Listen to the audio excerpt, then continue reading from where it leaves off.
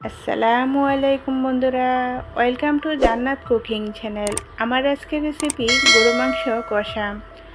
গড়ে থাকা বেসিক মশলা দিয়ে আমি এই রান্নাটি শেষ করেছি। আর এই রান্নাটি করতে খুব বেশি বাড়তি মশলার প্রয়োজন হবে না, আর রান্নাটি হবে দুর্দান্ত, খেতে হবে অনেক বেশি টেস্টি। একবার ট্রাই করে দেখবেন, ট্রাস্ট মি। আমি এখানে 1 কেজি গরু মাংস নিয়েছি, আর মাংসটা আমি কেটে ধুয়ে পরিষ্কার করে তারপর হাড়সহ মাংসটা নিয়েছি। এখন দিয়ে দিচ্ছি 1.5 চা চামচ মরিচের গুঁড়া, আর মরিচের গুঁড়াটা আমি চা চামচের মেপে দিয়ে দিচ্ছি। আর সবগুলো মশলা দিব আমি সমান করে, উঁচু উঁচু করে দিব না, আপনারা যাতে বুঝতে পারেন ঠিকভাবে আমি দেখিয়ে দিচ্ছি। দিয়ে দিচ্ছি 1 চা চামচ হলুদের গুঁড়া, হাফ চা চামচ ধনিয়া গুঁড়া, দিয়ে দিচ্ছি 1 চা চামচ ভাজা জিরা গুঁড়া।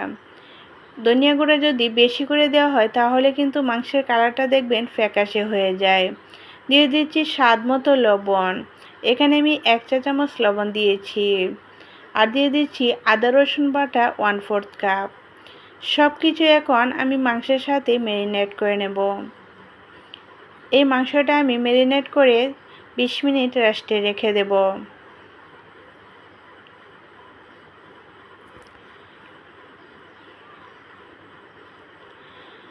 20 মিনিট পর আমি চুলাতে একটা প্যান বসিয়ে দিয়েছি 2 কাপ পেঁয়াজ কুচি, আর দিয়ে দিচ্ছি হাফ কাপ সয়াবিন তেল। এখন দিয়ে দিচ্ছি এখানে 2টি তেজপাতা, 3-4 টুকরা দারুচিনি, 7-8টি এলাচ, আর এলাচগুলো আমি মুখ ফাটিয়ে দিয়েছি। এখন দিয়ে দিচ্ছি 8 থেকে 10টি লং, আর দিয়ে দিচ্ছি গোলমরিচ। সব কিছু পেঁয়াজের সাথে আমি কিছুক্ষণ ভেজে নেব, আর চুলার আঁচটা মাঝারিতে রেখে দিয়েছি। পেঁয়াজের সাথে যদি এই গোটা মশলাগুলো ভেজে নেওয়া হয় তাহলে দেখবেন মাংসের মধ্যে খুবই সুন্দর একটা সুঘ্রাণ বের হবে। খুব বেশি সময় নিয়ে পেঁয়াজটা ভাজতে হবে না। পেঁয়াজটা যখন হালকা একটু বাদামি রঙে চলে আসবে তখনই এখানে আমি ম্যারিনেট করা মাংসটুকু দিয়ে নাড়াচাড়া করে মিশিয়ে নেব।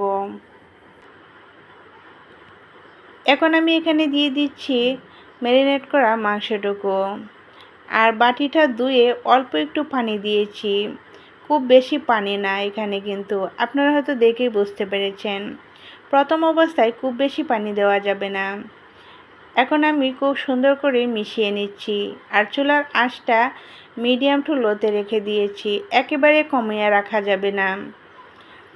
ঢাকনা দিয়ে ডেকে আমি 5 মিনিট মাংসটা কষিয়ে নিয়েছি। মশলাটা খুব সুন্দর করে কষিয়ে গিয়েছে, আর দেখেন উপরে তেলটা বেশি উঠেছে। এখন আমি ফুটন্ত গরম পানি দিয়ে দিচ্ছি 4.5 কাপ।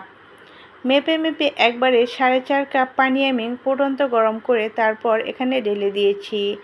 এখন একটা ঢাকনা দিয়ে এই মাংসটা আমি রান্না করে নেব, আর চুলার আঁচটা লো থেকে একটু বাড়িয়ে রাখবো। খুব বেশি বাড়িয়ে রেখে কিন্তু মাংসটা রান্না করলে দেখবেন ঝোলটা শুকিয়ে যাবে, আর মাংসটা খুব বেশি সিদ্ধ হবে না। অল্প আঁচে আমি রান্নাটা করে নিয়েছি, আর দেখেন মাশাআল্লাহ রান্নাটা কত বেশি ইয়ামি হয়েছে। আর এভাবে যদি মাংস রান্না করা হয় তাহলে দেখবেন খেতে অনেক বেশি টেস্টি হয়। এখন আমি মাংসটা চুলা থেকে নামিয়ে সার্ভ করে আপনাদেরকে দেখিয়ে দিচ্ছি। দেখেন কালারটা হয়তো দেখেই বুঝতে পেরেছেন মাংসটা কত বেশি ইয়ামি হয়েছে। এভাবে যদি মাংস রান্না করেন দেখবেন অন্যভাবে মাংস রান্নার চেয়ে এভাবে রান্না করলে অনেক বেশি টেস্টি হয়। রেসিপিটা ভালো লেগে থাকলে একটা লাইক দিতে ভুলবেন না, আর আপনি যদি আমার চ্যানেলে নতুন হয়ে থাকেন তাহলে সাবস্ক্রাইব করে আমার চ্যানেলের পাশেই থাকবেন। আজ তাহলে এই পর্যন্তই। আল্লাহ হাফেজ।